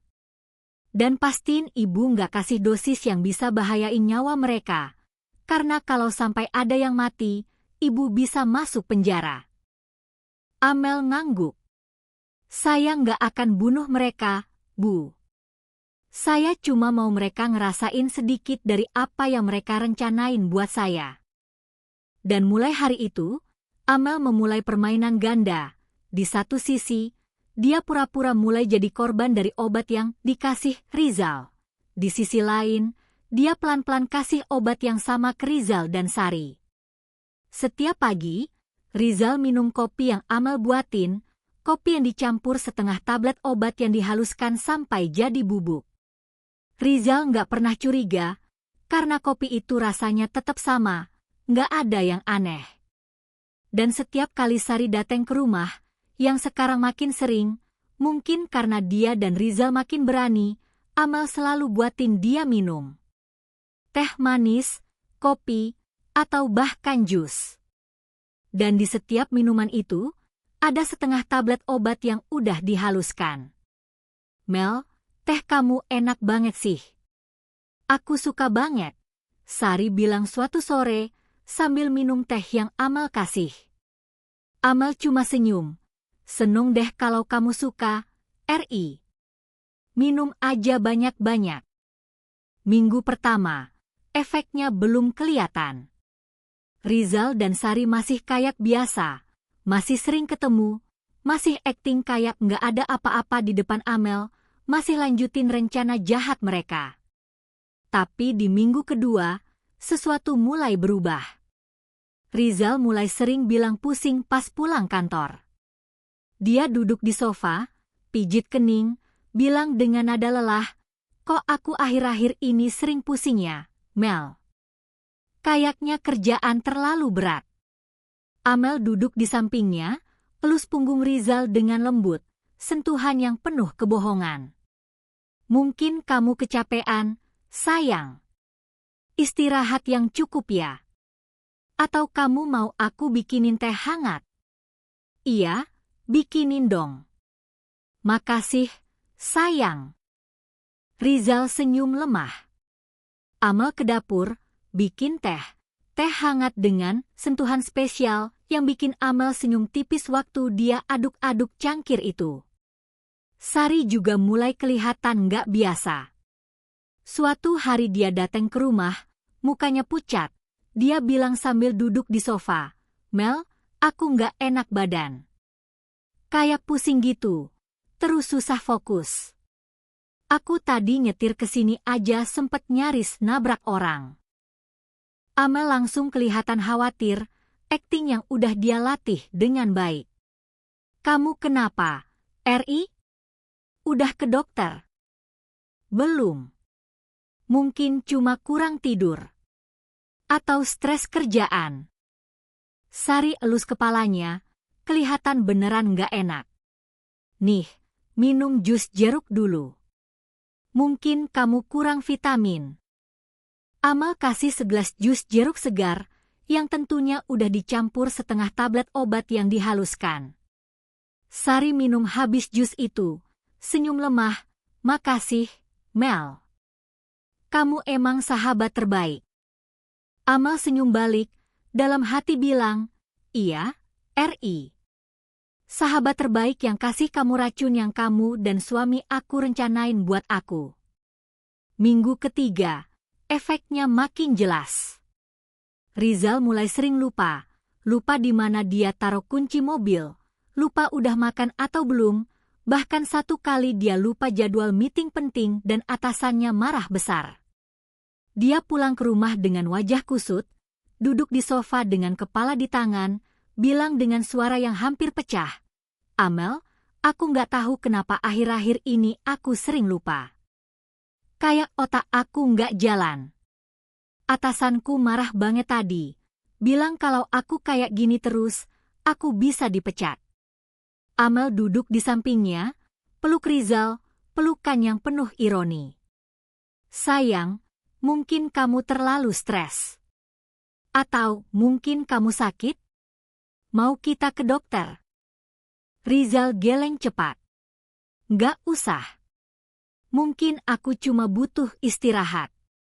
Tapi Rizal nggak istirahat, karena setiap pagi dia tetap minum kopi yang Amel buatin, kopi yang terus-terusan dikasih tambahan yang bikin kondisinya makin memburuk. Sari kondisinya bahkan lebih parah. Dia mulai sering ngeluh pusing yang luar biasa, sampai satu kali dia pingsan di kantor dan harus dibawa ke UGD. Dokter bilang dia mungkin kena vertigo atau gangguan keseimbangan, kasih obat dan suruh istirahat total selama seminggu. Tapi pas Sari istirahat di rumahnya, dia tetap sesekali ke rumah Amel, karena dia dan Rizal masih harus koordinasi soal rencana besar mereka. Dan setiap kali dia datang, Amel selalu siapin minuman yang bikin kondisi Sari nggak akan pernah membaik. Yang lebih parah lagi, Sari mulai mengalami halusinasi ringan. Suatu hari dia chat Amel, bilang dia dengar suara-suara bisikan di malam hari, padahal dia sendirian di kosan. Amel bales dengan nada khawatir, meskipun dalam hati dia senyum puas. "RI, kamu yakin nggak apa-apa? Mungkin kamu harus ke dokter kejiwaan. Jangan-jangan kamu kena gangguan cemas atau apa?" "Aku nggak gila, Mel. Aku cuma lagi stres aja. Ini pasti gara-gara kerjaan." Sari bales dengan nada defensif. Tapi deep down, Sari mulai ragu, mulai takut, apakah dia beneran mulai kehilangan kewarasannya. Sementara Rizal dan Sari perlahan jatuh ke dalam jurang yang mereka sendiri yang gali, Amel tetap lanjutin akting dia sebagai korban yang mulai kehilangan kewarasan. Dia sengaja lupa naruh kunci, sengaja salah sebut nama orang, sengaja kelihatan bingung pas lagi ngobrol. Dan setiap kali Rizal atau Sari perhatiin dia, Amel lihat ada senyum tipis di bibir mereka, senyum kemenangan yang mereka pikir Amel nggak sadari. Sampai satu malam yang udah Amel tunggu-tunggu, Rizal ngomong sesuatu yang bikin Amel tahu, ini saatnya untuk bongkar semuanya. Mereka lagi duduk di ruang keluarga, Rizal pegang tangan Amel, tatap matanya dengan pandangan khawatir yang penuh kebohongan, meskipun matanya sendiri kelihatan kabur, efek dari obat yang dia konsumsi selama hampir sebulan. "Sayang, aku udah mikirin ini lama. Kamu akhir-akhir ini, kondisi kamu nggak baik. Kamu sering lupa, sering kelihatan bingung, bahkan kemarin kamu sampai lupa matiin kompor. Aku khawatir banget sama kamu." Rizal ngomong pelan, meskipun lidahnya sedikit keluh, efek samping lain dari obat itu. Amel diam, cuma tatap dia dengan mata yang sengaja dibuat kosong. Aku udah konsultasi sama dokter temen aku. Dia bilang, mungkin kamu butuh istirahat. Istirahat yang benar, di tempat yang bisa bantu kamu sembuh. Ada tempat bagus, fasilitasnya lengkap, kamu bisa istirahat di sana beberapa minggu atau beberapa bulan sampai kondisi kamu membaik. Rizal masih pegang tangan Amel, ibu jarinya ngelus punggung tangan Amel, meskipun tangannya sendiri sedikit gemetar. Amel tahu apa yang Rizal maksud, rumah sakit jiwa. Ini saatnya. Ini momen yang Rizal dan Sari tunggu-tunggu, saat mereka bisa, dengan terpaksa, masukin Amel ke RSJ dan mulai urus semua aset. Amel pura-pura mikir, pura-pura ragu. Rizal, aku takut. Aku nggak mau pergi ke tempat kayak gitu. Aku nggak gila. Bukan gila, sayang. Kamu cuma butuh istirahat. Percaya sama aku, ini buat kebaikan kamu.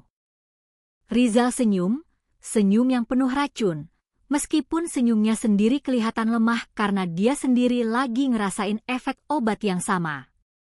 Amel akhirnya setuju dengan ragu-ragu. Oke, kalau kamu bilang itu bagus buat aku percaya sama kamu. Rizal peluk Amel, bisik dengan suara yang agak parau, aku sayang kamu, Amel. Aku cuma pengen kamu sembuh. Dalam pelukan itu, Amel senyum, senyum dingin yang Rizal nggak lihat. Karena Amel tahu, besok adalah hari di mana semuanya akan berakhir. Besok adalah hari di mana dia akan bongkar semua kebohongan, semua rencana jahat, dan semua bukti yang udah dia kumpulin selama sebulan terakhir. Dan yang paling memuaskan, besok mereka akan tahu, obat yang bikin mereka pusing, linglung, dan hampir kehilangan kewarasan selama sebulan terakhir, itu adalah obat yang mereka sendiri yang siapin buat Amel. Besok, Rizal dan Sari akan tahu bahwa mereka bukan lagi yang pegang kendali. Mereka adalah korban dari rencana mereka sendiri. Ada momen dalam hidup di mana semua kepura-puraan harus berhenti, di mana semua topeng harus dilepas, dan kebenaran harus bicara sekeras mungkin sampai semua orang dengar. Dan buat Amel, momen itu adalah hari ini, hari Sabtu sore, di rumahnya sendiri, di hadapan semua orang yang penting dalam hidupnya. Pagi itu, Amel bangun dengan hati yang anehnya tenang. Padahal hari ini adalah hari di mana dia akan bongkar semuanya. Hari di mana dia akan hadapin Rizal dan Sari dengan semua bukti yang udah dia kumpulin selama sebulan terakhir. Tapi dia nggak nervous, yang ada justru rasa lega, karena akhirnya dia nggak perlu acting lagi, nggak perlu pura-pura jadi orang lain. Sesuai rencana yang udah Amel atur sama Bu Siska, hari ini dia undang beberapa orang ke rumah, keluarga Rizal, ibu dan adiknya, beberapa teman dekat mereka berdua, dan 2 orang saksi yang Bu Siska siapin. Alasannya, Amel bilang ke Rizal kemarin malam, dia mau bikin acara kecil-kecilan, kayak kumpul keluarga biasa, sebelum dia masuk ke tempat perawatan yang Rizal bilang. Rizal setuju, bahkan kelihatan senang, mungkin dia pikir ini kesempatan buat makin yakinkan orang-orang bahwa Amel emang bermasalah. Sari juga Amel undang, dengan alasan dia pengen pamitan dulu sama sahabatnya sebelum pergi. Sari langsung iya, bahkan bilang dia bakal datang paling awal buat bantuin Amel siapin acara. Jam 2 siang, orang-orang mulai berdatangan. Ibu Rizal datang duluan, peluk Amel sambil bisik dengan nada prihatin yang dibuat-buat. Amel, nak, kamu harus semangat ya. Ibu dengar dari Rizal kamu lagi nggak enak badan. Ibu doain kamu cepet sembuh.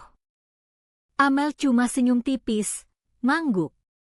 Dalam hati dia bilang, tunggu aja, Bu. Bentar lagi ibu akan tahu siapa yang beneran sakit di sini. Sari datang gak lama kemudian, tapi penampilannya bikin beberapa orang kaget. Mukanya pucat banget, matanya berkantung, dan jalannya agak sempoyongan, kayak orang yang belum sembuh total dari sakit. Dia bawa kue dan buah, tapi tangannya gemetar waktu naruh di meja. Mel, maaf ya aku datengnya kayak gini. Aku masih belum fit banget, tapi aku nggak mau nggak dateng. Kamu kan sahabat aku, Sari bilang dengan suara yang lemah. Amel peluk Sari, pelukan yang terakhir kalinya sebagai sahabat. Makasih udah dateng, Ri. Duduk aja dulu, nanti aku bikinin teh. Nggak usah, Mel. Aku takut makin pusing. Akhir-akhir ini kalau minum apa-apa, aku malah makin nggak enak, Sari bilang sambil duduk di sofa, pegang kepalanya yang masih pusing. Amel senyum tipis, karena dia tahu persis kenapa Sari makin gak enak setiap kali minum sesuatu di rumah ini. Rizal datang dari atas, dia tadi lagi beresin sesuatu di kamar. Penampilannya juga gak jauh beda dari Sari. Matanya merah, mukanya pucat, dan dia jalan pelan-pelan kayak orang yang lagi nahan pusing. Beberapa tamu yang lihat dia langsung bisik-bisik, mungkin mereka kaget kenapa Rizal kelihatan nggak sehat juga. Sekitar jam 3 sore, semua tamu udah kumpul di ruang keluarga, ada sekitar 12 orang. Rizal duduk di sofa, sesekali pijit kening karena pusing yang nggak hilang-hilang. Sari duduk nggak jauh dari dia, mukanya makin pucat, tangannya meremas-remas ujung bajunya, mungkin dia mulai ngerasa ada yang nggak beres. Bu Siska datang belakangan, pura-pura sebagai teman lama Amel dari kantor. Dia sapa semua orang dengan sopan, terus duduk di pojok, buka laptop kecil, pura-pura cuma pengen ikut kumpul. Tapi matanya tajam, mawasin setiap gerakan Rizal dan Sari. Amel berdiri di tengah ruangan, tepuk tangan pelan buat narik perhatian semua orang. Suaranya tenang tapi tegas, suara yang bikin semua orang langsung diam dan perhatiin dia. Terima kasih semuanya udah dateng. Aku tahu kalian semua dateng karena kalian peduli sama aku. Atau setidaknya, itu yang kalian pikir. Amel tatap satu persatu orang di ruangan itu, matanya berhenti sebentar di Rizal dan Sari. Tapi sebenarnya, aku undang kalian di sini bukan buat pamitan. Aku undang kalian di sini buat kasih tahu kebenaran yang udah aku simpen sendirian selama sebulan terakhir. Rizal langsung tegak, mukanya pucat. Sari juga kelihatan panik, tangannya makin gemetar. Ibu Rizal bingung. Nanya dengan nada khawatir, Amel, nak, kamu ngomong apa? Kebenaran apa? Amel tarik napas panjang. Terus mulai dengan kalimat yang bikin semua orang di ruangan itu shock. Suami saya, Rizal, dan sahabat saya sejak SMA, Sari, udah selingkuh selama 2 tahun. Hening. Total hening. Semua orang di ruangan itu freeze, mulut terbuka, mata melebar, nggak ada yang bergerak. Ibu Rizal langsung berdiri, mukanya merah, suaranya tinggi dan gemetar. Amel, kamu ngomong apa sih? Kamu menuduh anakku selingkuh? Kamu emang udah.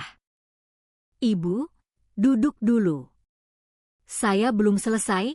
Amel potong dengan suara yang lebih keras, suara yang bikin Ibu Rizal langsung diam dan duduk lagi, meskipun mukanya masih merah. Amel kasih kode ke Bu Siska, dan Bu Siska langsung berdiri, konek laptopnya ke TV besar di ruang keluarga. Layar TV nyala, dan yang muncul adalah video dari kamera tersembunyi yang Amel pasang sebulan lalu. Video pertama mulai main, Rizal dan Sari duduk di sofa ruang keluarga ini, terlalu dekat, Rizal peluk pinggang Sari, mereka ketawa bareng dengan intim. Terus kamera zoom, mereka cium. Cium yang bukan cuma cium biasa. Cium yang panjang, penuh gairah, cium yang jelas banget nunjukin mereka lebih dari sekadar temen atau keluarga. Semua orang di ruangan itu terdiam.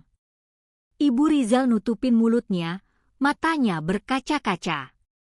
Adik Rizal menggelengkan kepala, nggak percaya. Teman-teman mereka saling pandang dengan ekspresi shock total. Video kedua mulai main. Sari dan Rizal lagi ngobrol di dapur, suara mereka jelas terekam. Jadi gimana? Udah ngomong belum sama Amel tentang rencana kita? Suara Sari. Belum. Tapi tenang, obatnya udah aku siapin. Tinggal kasih dikit-dikit setiap hari, nanti dia akan kelihatan kayak orang gila. Terus kita masukin dia ke rumah sakit jiwa, dan semua aset gampang kita ambil. Suara Rizal jelas terdengar, dingin, kejam, tanpa perasaan. Semua orang di ruangan itu gasps, napas tertahan, shock yang makin dalam. Video ketiga, Rizal kasih vitamin ke Amel di dapur. Dengan senyum yang penuh kebohongan. Sayang, ini vitamin bagus buat kamu. Minum ya setiap hari. Amel post video. Ruangan masih hening, hening yang mencekik. Semua mata sekarang natap Rizal dan Sari, natap dengan pandangan yang campur aduk antara shock, marah, jijik, dan kecewa. Amel lanjutin dengan suara yang mulai bergetar, bukan karena takut, tapi karena marah yang udah dia tahan sebulan. Vitamin yang Rizal kasih ke aku itu bukan vitamin biasa. Itu obat penenang dosis tinggi, benzodiazepin, obat yang kalau diminum terus-menerus bisa bikin orang jadi linglung, kehilangan fokus, susah konsentrasi, dan akhirnya kelihatan kayak punya gangguan jiwa. Amel keluarin botol kecil dari tas, taruh di meja dengan bunyi yang keras, bunyi yang bikin beberapa orang di ruangan itu kaget. Ini obat-obat yang Rizal siapin buat aku. Tapi aku nggak pernah minum, aku kumpulin semuanya sebagai bukti. Dan ini. Amel keluarin kertas, lambaikan di udara, hasil lab yang buktiin di dalam obat ini ada benzodiazepin dosis tinggi, obat terlarang yang nggak boleh dikonsumsi tanpa resep dokter, apalagi dikasih ke orang lain tanpa sepengetahuan mereka. Ibu Rizal nangis keras, tangannya gemetar, suaranya pecah. Rizal, ini benar? Kamu beneran lakuin ini semua? Rizal diam. Mukanya pucat pasi, bibirnya gerak tapi nggak ada suara yang keluar. Tangannya gemetar, keringat dingin mulai keluar di dahinya. Sari juga nggak bisa ngomong apa-apa. Dia cuma duduk dengan kepala tertunduk, nangis dalam diam, tapi nggak ada yang kasihan ke dia. Amel belum selesai. Dia keluarin amplop tebal, buka, keluarin foto-foto, puluhan foto dari Pak Hendro. Foto Rizal dan Sari keluar masuk apartemen di Kemang, foto mereka makan di restoran mewah sambil pegang tangan, foto mereka di mall sambil pelukan, foto mereka masuk ke hotel. Semua foto yang jelas banget nunjukin mereka adalah sepasang kekasih, bukan cuma temen atau keluarga.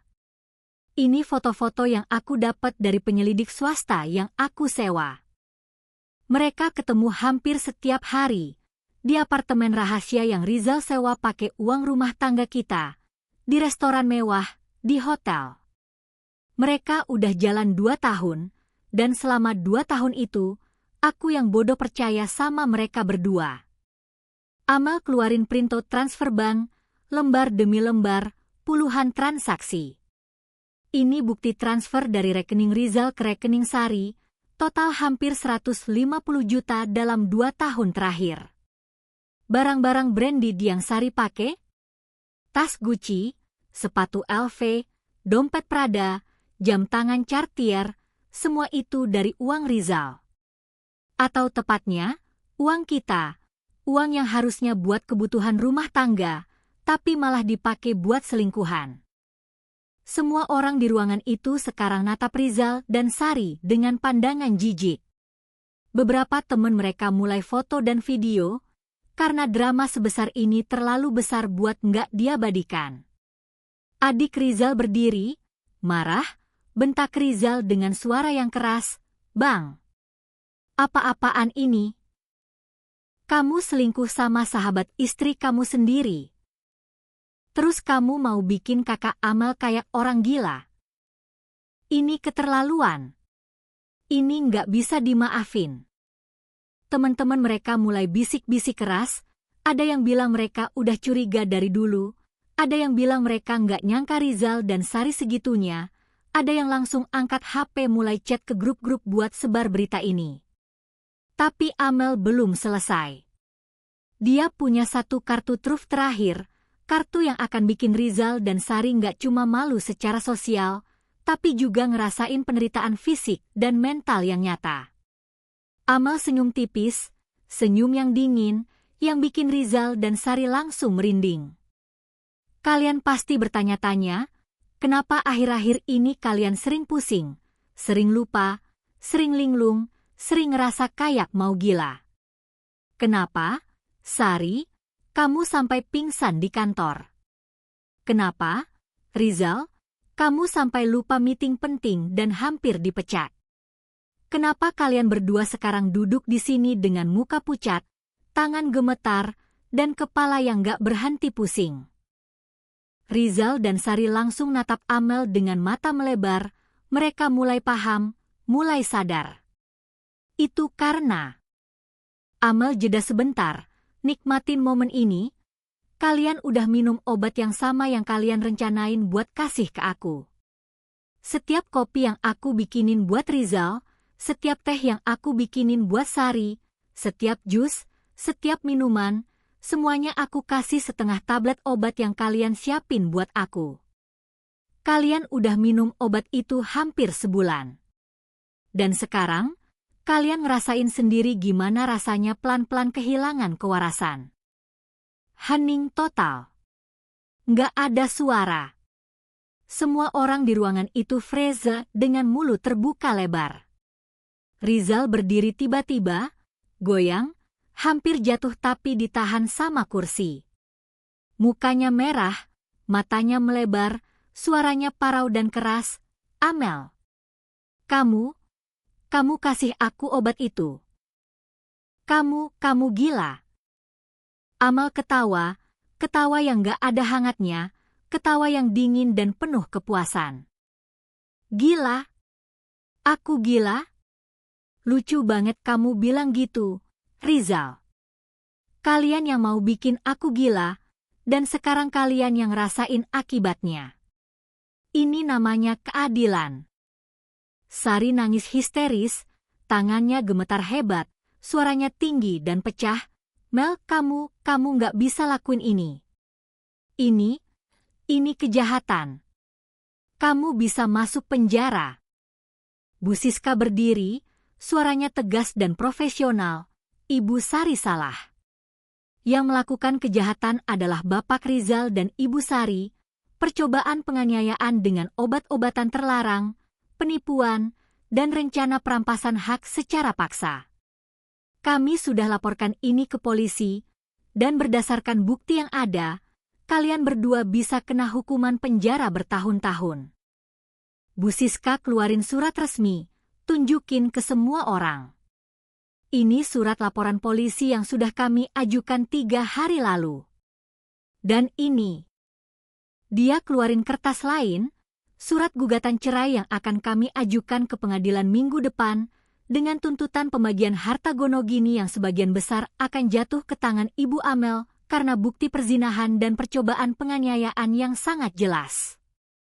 Ibu Rizal nangis makin keras. Peluk Rizal sambil bilang dengan suara yang hancur, "Rizal, nak, kenapa kamu lakuin ini semua?" Ibu malu. Ibu sangat malu. Rizal nggak bisa jawab apa-apa. Dia cuma berdiri dengan badan goyang, mata kabur, efek obat yang dia konsumsi selama sebulan mulai puncaknya. Tiba-tiba dia pegang kepala, teriak, kepalaku sakit banget. Aku nggak bisa pikir jernih. Sari juga kolapse. Dia jatuh ke lantai, nangis histeris sambil teriak-teriak, "Aku nggak mau gila. Aku nggak mau jadi kayak gini. Tolong, tolong aku." Beberapa tamu mulai panik, ada yang pengen nolong, tapi Bu Siska bilang dengan tegas, "Biarkan. Ini akibat dari perbuatan mereka sendiri. Kita akan panggil ambulans, tapi ini adalah konsekuensi yang harus mereka tanggung." Amel berdiri di tengah kekacauan itu, berdiri dengan tenang, tanpa air mata, tanpa perasaan bersalah. Dia tatap Rizal dan Sari yang sekarang ada di titik terendah mereka. Rizal yang goyang gak bisa berdiri tegak, Sari yang nangis histeris di lantai, dan dalam hatinya, dia ngerasa lega. Lega yang luar biasa. Dia nggak senang lihat mereka menderita. Dia bukan sadis. Tapi dia ngerasa puas. Puas karena akhirnya keadilan ditegakkan. Puas karena orang yang mau bikin dia gila, sekarang merasakan sendiri kegilaan itu. Amel ambil tas yang udah dia siapin dari kemarin, tas berisi pakaian dan barang-barang penting. Dia tatap semua orang di ruangan itu, bilang dengan suara yang udah nggak gemetar lagi, "Terima kasih semuanya udah datang dan jadi saksi atas kebenaran ini. Mulai hari ini, saya dan Rizal akan berpisah. Semua proses hukum akan berjalan, dan saya yakin keadilan akan berpihak ke yang benar." Dia tatap Rizal terakhir kali, Rizal yang sekarang duduk lagi di sofa, kepala di tangan, nangis dalam diam. "Rizal, aku harap kamu dan Sari sembuh dari efek obat itu. Bukan karena aku peduli, tapi karena aku nggak mau kalian mati. Aku mau kalian hidup dan ngerasain konsekuensi penuh dari semua yang kalian lakuin. Aku mau kalian ingat setiap hari, gimana rasanya jadi korban dari rencana kalian sendiri." Amel jalan keluar rumah, diikuti Bu Siska. Di luar, mobil udah nunggu. Mobil yang Amel sewa buat hari ini. Sebelum masuk mobil, Amel noleh sekali lagi ke rumah yang dulu dia pikir adalah rumahnya, rumah yang penuh kenangan, tapi sekarang cuma penuh luka dan kebohongan. Di dalam rumah, ambulans udah datang. Para medis masuk, cek kondisi Rizal dan Sari. Rizal masih bisa jalan meskipun goyang, tapi Sari harus dibawa dengan tandu. Dia masih histeris, teriak-teriak nggak jelas, matanya kosong, kayak orang yang beneran kehilangan kewarasan. Para medis bingung, kenapa dua orang ini tiba-tiba kayak gini? Dokter yang ikut di ambulans cek tanda-tanda vital, terus bilang mereka harus dibawa ke rumah sakit buat pemeriksaan lebih lanjut, ada indikasi keracunan atau overdosis obat. Di rumah sakit, setelah pemeriksaan dan tes darah, dokter nemuin, di dalam darah Rizal dan Sari ada kandungan benzodiazepin yang cukup tinggi. Nggak sampai level yang bisa bunuh, tapi cukup buat bikin mereka mengalami gangguan kognitif, halusinasi ringan, dan gangguan keseimbangan. Dokter tanya ke keluarga mereka, apa mereka konsumsi obat tertentu? Keluarga mereka nggak tahu apa-apa. Sampai akhirnya polisi yang udah standby di rumah sakit, karena Bu Siska udah kabarin, mulai interogasi. Dan semua kebenaran keluar, tentang rencana Rizal dan Sari buat racun Amel, tentang balas dendam Amel yang kasih obat yang sama ke mereka, tentang semua drama yang terjadi sore itu. Rizal dan Sari harus dirawat di rumah sakit selama seminggu buat detoksifikasi, proses ngeluarin obat dari tubuh mereka. Tapi efek psikologisnya nggak bisa hilang begitu aja. Sari mengalami gangguan kecemasan berat, dia trauma, takut makan atau minum apapun, takut orang lain, dan sering mengalami serangan panik. Setelah keluar dari rumah sakit umum, keluarganya nggak punya pilihan lain, mereka masukin Sari ke rumah sakit jiwa buat perawatan lebih lanjut. Ironinya, Sari sekarang ada di tempat yang dia dan Rizal rencanain buat Amel. Dan dia beneran mengalami apa yang mereka mau Amel alami, kehilangan kewarasan, kehilangan kepercayaan ke orang lain, kehilangan kendali atas hidup sendiri. Rizal kondisinya nggak sebaik Sari. Dalam artian, dia nggak sampai masuk RSJ, tapi hidupnya hancur total. Kantornya, setelah tahu skandal ini dan laporan Bu Siska tentang penyalahgunaan dana perusahaan, langsung pecat dia.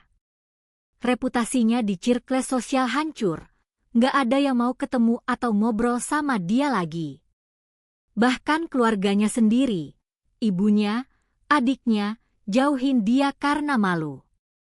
Rizal sekarang tinggal sendirian di apartemen kecil yang dia sewa pakai sisa tabungan, apartemen yang jauh dari kemewahan rumah yang dulu.